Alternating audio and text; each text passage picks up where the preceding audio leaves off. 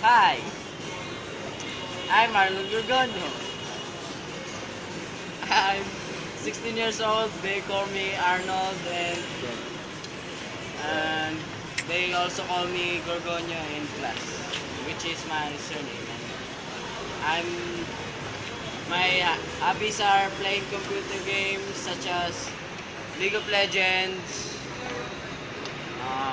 Plants vs Zombies, Angry Birds.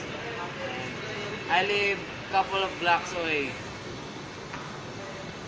And my plans for future, after 10 years, it's so hard to plan. And I'm thinking about finding my father and pursue my career, which is programming. And I'd like to create a program that will help children to study more and not slacking off, and it will help them to build their confidence about studying without having any doubt for themselves. And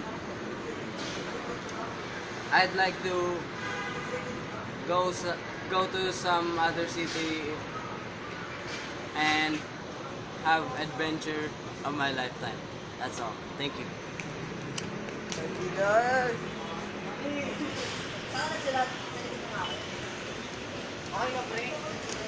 Ganun nga rin gagawin ko, pahinto-hinto. Ha? Pahinto-hinto gagawin ko, gaya